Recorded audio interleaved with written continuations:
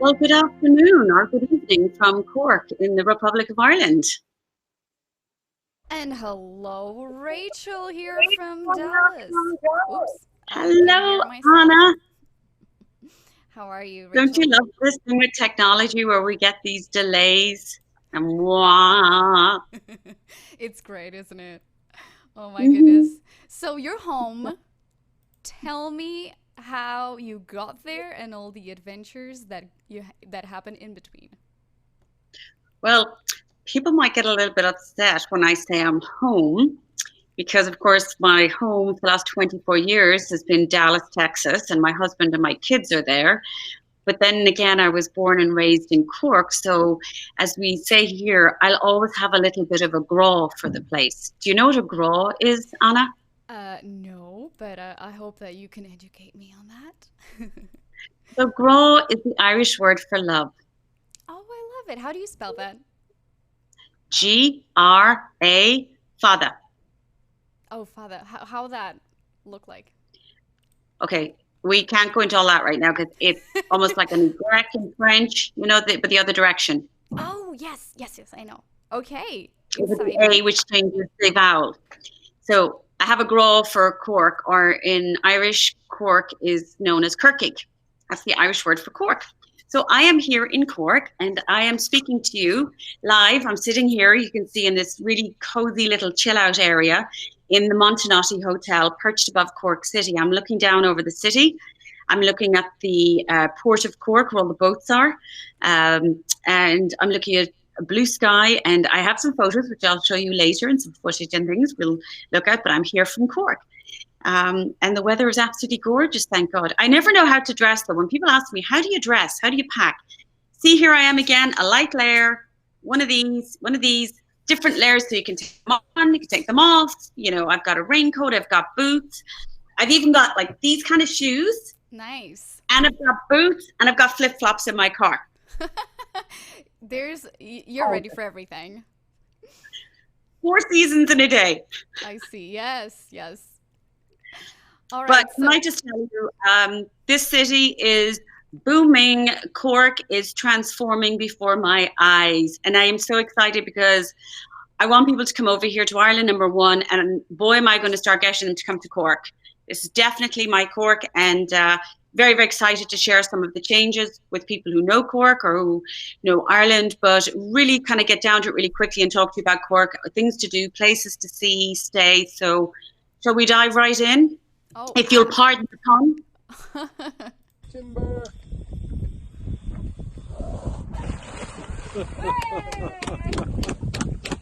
Hey, well done. That wasn't so bad. Because Rachel, that's what I call the sunbathing position. And that's fine. So what you need to do is lean forward with your shoulders and fin your fins. wow. All I right. did it. I went scuba diving. This is fun. It looks amazing. So tell So us. people think, oh, they go to Ireland and they just want to see the castles and the greenery and the cows and the sheep. And yes, you have all that, but this is a very, very, very active country. Incredible food, incredible produce, incredible ingredients, and activities that will just knock your socks off. Now, I do have to say, this is very important, or my friends in Kerry will be very unhappy with me. So that is how I finished off my week last week. I'm in Cork right now, but last week I was in West Cork, and then I went on to Kenmare in County Kerry, the neighbouring county. And that was Kenmare deep sea diving. And the gentleman's voice you heard there was Paul, who had incredible patience because he had to work with me, first of all. And there was a French couple, and the man was a master scuba diving instructor, and me.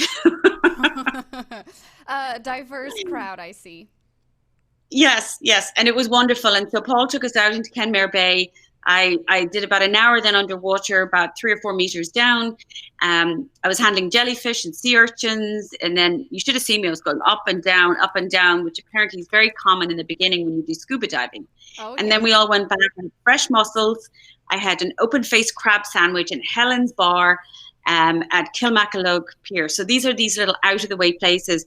And I'm trying out, Anna, you know I do all this because I won't book any of my clients or suggest things unless I know everything about it. So I am walking the walk as well as talking the talk. Absolutely. And by the way, while you were talking, I realized I probably needed to research how much it is. 1 meter in feet. It's around 3 feet for our American viewers. 1 meter is what? 3 feet. 3.2 or 3.3 if you're rounding it up. Woo, so I went down about 12 or 13 feet. Woohoo! Yes. This is why I love Google. We have no idea. Just search it and it just shows up. All right. So on the way, what else did you find? You went to this beautiful property as well that we have showing up on the screen. Right. Before we go, so leave that up there in a moment. So I went with this gentleman. His name is Seamus Heaney. Seamus heads up Pure Cork, which you've got to check them out on Twitter. It's Pure Cork. And they are responsible for the tourism and the leisure side and the conference business coming into Cork City and County. And so he and I went together up to this property called Hayfield Manor. And Hayfield Manor, the sales director there is Karen Fleming, and I met with Karen and we went in, and I don't know, the photo's a bit grainy from here. Hopefully it's doing it some justice, but it's spectacular. Oh, look at that. He said, How beautiful. Don't you have the lobby? I mean, that's just, so this is indicative of everything throughout the hotel. Soft furnishings, the colors are exquisite. It is, all I can say, it is very tastefully appointed. I saw these little fun details when I was walking around looking at the rooms. And Anna, one of the things I noticed in every bedroom was they had a putter, a golf ball, and a little putting machine. What? Really? Yeah, so if you're bored, you can get up and do a little bit of putting in your bedroom. Well, I love it. I love it. And so that's a great property, and it's in the heart of the city, and it's located right next to UCC, which is University College Cork, which is one of the top universities in the world, a very famous university. And so Hayfield Manor is located right there, and it's a great location for walking into town or basing yourself for sightseeing in Cork City. So it's a wonderful property. And then from there, today, I decided to set off and go east of Cork. And can you see that banner there on the left? Yeah, it does say Titanic. So what we're looking at right there, first of all, the cathedral in the background is called St. Colman's Cathedral. And you are correct, it says Titanic. Where I took that picture, I opened there this morning, and it's probably about 15, 20-minute drive from Cork City, tops. Now, you can take the train from Cork City. There's a train that goes from Cork to Middleton, and you can stop everywhere along the line, and it's a really great quick service. If you don't want to take your car, you take the train. But in Cobh, that used to be known as Queenstown once upon a time. And from here, you can go up to the cathedral. But when it was called Queenstown, that was the last departure, the last departing port of the Titanic, sadly. Yes. So this is the Titanic exhibit and museum that you can go into, and it's on the water there. I didn't actually go into it today. It was very busy. I might go back tomorrow. I have heard that it's very well done and explains things very well, because, of course, a lot of the people that passed away or drowned were from Ireland, that were from this area, were in steerage. You know, they would have been the ones down at the very bottom, the lower level, the lower deck. And I did spot a little cafe right across from it on the street, and guess what it was called? I know, but no. You won't get this one. No, Leonardo's Cafe. the what? Leonardo's Cafe. No. So I'm thinking that has to have something to do with Leonardo DiCaprio. It must. I mean, like, it's too iconic not to go for it, right? Maybe there's the Kate. Maybe you have to research if there's the Kate, and then you go, Ooh. you have maybe a meal. Let me pull myself up. Maybe you have a meal at the Leonardo's and then a coffee at Kate. Maybe that would be interesting. Leonardo and Kate. That's a good idea, actually. I was going to go in and ask them, but then I thought if I go in and they say no, the owner's from Italy and his name is Leonardo, that would have really just, sank my ship, if you'll pardon the pun. I'll burst my bubble. Yes, but then again, you would have a story to tell, right? I would have. But so anyway, I wanted to just quickly see the drive and see how long it would take and everything. And then the other thing you can do from there, which I actually am trying to do tomorrow, is you can go across on the ferry to Spike Island. It's Ireland's version of Alcatraz. And the entire thing takes about 3 hours. So it's called Spike Island. So that's another one to check out. You can book it online. The ferry runs, I think, every hour. I don't want to say the times in case I get it wrong. So if it gets very busy, then they add another one on the half hour. But it's a very popular trip, and it's one I really would like to do. It's no longer obviously an island for prisoners, but Spike Island is a famous one. So you have in Cobh, you got the cathedral, the Titanic experience, and then you've got Spike Island. And then I got in my car and I drove into the town of Middleton, where I decided to go for lunch. And there is a guy in Middleton, his name is Chef Kevin Ahern. And Kevin and I have been talking to each other. And this is funny when I say talking, we've been talking on Twitter for about 2.5 years now. Oh, because I do see people saying on that, Twitter. by the way, shout out to the 2 people watching us on Twitter. Majority of other people are on Facebook, but shout out to them. Maybe that's him watching right now. Who is? I can't, the person you were just talking to. Chef Kevin Ahern? Yes. So Kevin's in Middleton, and he's got Sage. The restaurant's called Sage, and then he has another one that you can have during the day at lunchtime. It's, oh my gosh, this is really embarrassing. I've gone blank. I ate lunch there today. It was fantastic. Oh, this is embarrassing. If you are over there, just mention in the comment section below and say or Rachel. Maybe if he's there, maybe he can remind us the name of his lovely restaurant that you could go to during the day. But Sage is the restaurant that he started. And here's you know what? I did chat with them, and I did get it on Popped into Sage restaurant in Middleton today for a bite to eat. And the name Sage in Irish means wisdom and wealth. What a lovely name. But this restaurant is very special because pretty much everything on their menu comes from within a 12-mile radius. So let's meet the owner. This is Kevin, Chef Kevin Ahern. Kevin, how are you? Good. Thanks for your lunch, was fantastic. I'm looking out at the rain drizzling down there. We're a classic Ireland summer today. That's okay. Near the 1st of August, but not the first of the rain this summer, unfortunately. That's right. But you know what? If we didn't have this weather, we wouldn't have this fantastic food, produce, grass, it's good, whatever. It's good for the grass. It is.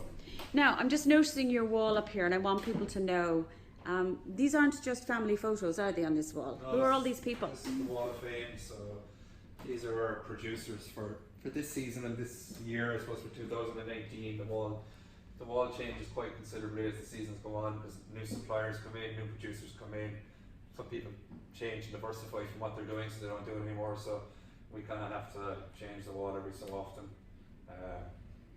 But yeah, we're very lucky. We've got over 40 different suppliers. Not all of them are on the wall for the 12-mile menu. So it's kind of a case of we do change the menus quite considerably. A lot of the time daily, like we won't change all the menu, but we'll change some dishes, some components of dishes we'll change quite frequently. Like we only might get a certain amount of seaweeds that we can use for a certain dish and switch them in and change them out. But it keeps the kitchen fresh, it keeps us on our toes. Plus it's basically like it gives us, in this restaurant, it gives us a real sense of identity of who we are. It gives us a real sense of place dining that you won't have a meal anywhere in the world like you'll have a meal here, because produce from different areas, different regions and different nations, it all tastes different no matter where it's grown. Obviously today it's raining outside at the end of July today, but it might not be raining in Dublin or in Belfast, so we're going to have a different product here.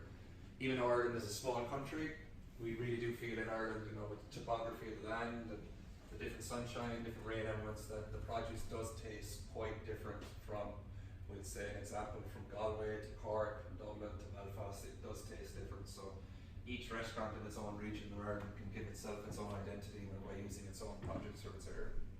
And what would you think? I'm in the United States, as you know, and I find that I'm trying to talk to people all the time about the food scene in Ireland. It really is incredibly elevated, in my opinion, and I'm not just talking about it is a renaissance. Could you explain what you think might have happened over the years? I mean, it's gone from, I always thought it was a country that we've always had incredible ingredients, and now we've got people who can cook using incredible ingredients, and I always feel like this country must be a chef's pantry now. Yeah, I suppose it comes a lot of it comes down to kind of the education of food and growing up with it. But like we've always had the produce, so I suppose with everything, you know, in all walks of life, I suppose once the minute one light goes on a specific subject, kind of everybody seems to want to get on board on that light. And Ireland at the moment really is in kind of the pinnacle of its food scene, because really we do have some of the best produce in the world, as well as some of the best producers in the world. And I suppose we kind of have the generations behind it. It's not just a new food fad where all these new suppliers and producers are growing all these new types of food. It's something that's been embedded and embodied in our culture for generations. And I suppose now we're quite more aware of what we have in Ireland and Ireland's larder. There has been definitely over the last 20 years maybe a new modernistic style of chef that can come in and treat the food maybe a little bit differently.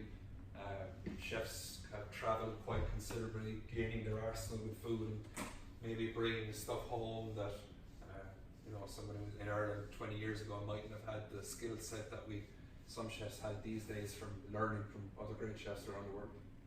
Okay, well, from Sage in Middleton, we wish you all the best. And if somebody wants to come and eat here, so in the evenings they can eat in Sage. But I had lunch next door. Yes, we have two restaurants. We've got our casual dining restaurant next door, which is open all day, 6 days a week, from Tuesday to Sunday.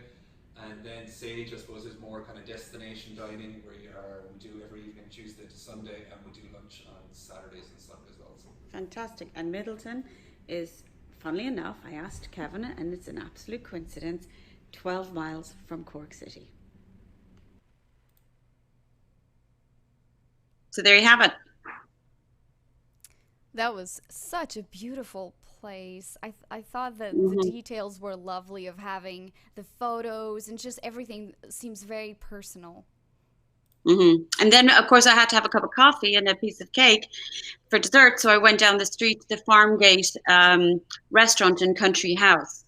The Farmgate restaurant and country store, which is just another little gem. And the way the decor, it sort of really embodies what's going on in Middleton. Isn't that lovely? That's beautiful. And in Middleton, you have very famous Jameson, so people can go there. But then I came back here, where I am now, which is the Montenotte Hotel, perched above Cork City, and it's just fantastic. Can you see the colours around me here? So that was me yesterday. Those are the restored Victorian sunken gardens down below. So look at the view of Cork City. And as I mentioned to you, that's the river there in the background. It's the Port of Cork. And look, I found a little. There's in the garden.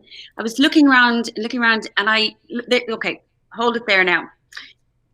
So I walked down there, obviously, to those Victorian gardens, and then you look up, and you can see these gorgeous, balconies, and you see that's where you're sitting from, overlooking the city, no matter where you are. It's just fantastic.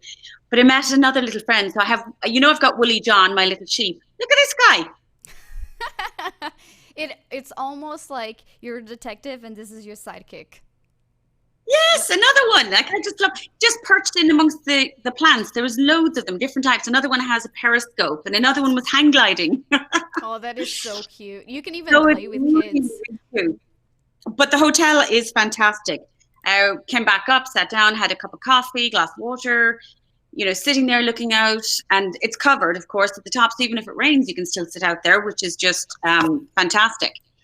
And then they have a really nice spa, but they have their own particular brand that's custom made. Really unusual, really, really unusual. It's called Bellevue. They're Bellevue Botanicals. Why is this one unusual? Well, in Ireland, we're very, very famous for, we used to burn peat or briquettes in our fireplace. You know, everybody talks about the turf fires in Ireland and how you go in and you can smell that burning peat. Mm-hmm. So it's been around, the peat bogs have been around for an excess of 10,000 years. And years ago, they discovered, recently, in the last decade, they found some what they call the peat bodies. So bodies in the bogs in Ireland were preserved from thousands of years ago, and they could even tell what they had eaten before they died in their stomach. So why is that important? This company is using some of the chemicals and everything, or the chemicals, the enzymes, everything in the peat. So this hotel, the Montenotte Hotel, have curated and commissioned this company to make this line of products using the peat that really reduces aging. And when you put it on your skin and take it off, you really just have to try it. It's quite spectacular. So you're only going to get the Bellevue Botanicals here in the Montenotte, but ask them and they'll tell you all about their story. And their spa therapist here won the Tackler Award Spa Therapist of the Year. This is their movie theater. So in the evening, you fancy going in to watch a movie. The movie goes out every night. Their theme this summer is sort of summer vacations and holidays. And it might have Roman Holiday playing or something with Audrey Hepburn. This is the theater. You can see there's a little blanket for everybody. It's a lovely touch, free popcorn. But the details, the art in this place, I haven't even uploaded half the photos and I will have to share more.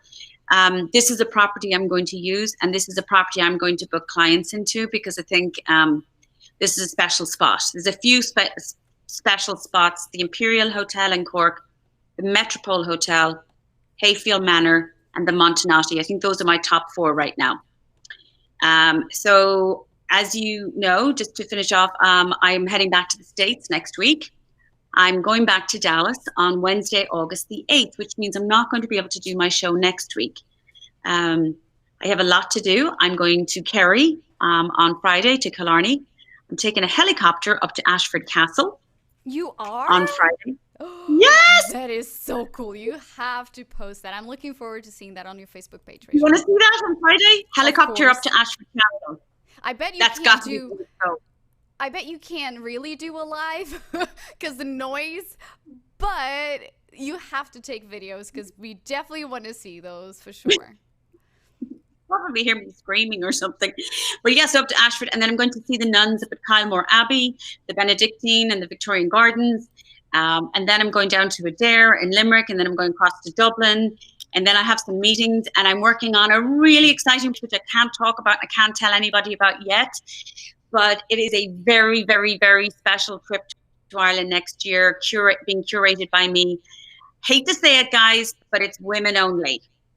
Oh, that's exciting. By the way, Rachel, we're having a little bit of a drag on your image, but the sound is still coming through fine. So no problem. For everyone out there. Until the week after next, check out my Twitter account or my Facebook, Rachel Gaffney's Real Ireland, or at Rachel Gaffney. And of course, any questions, just post them right there. And if you need to go to Ireland and need anything, then let me know. And until next time, bye y'all.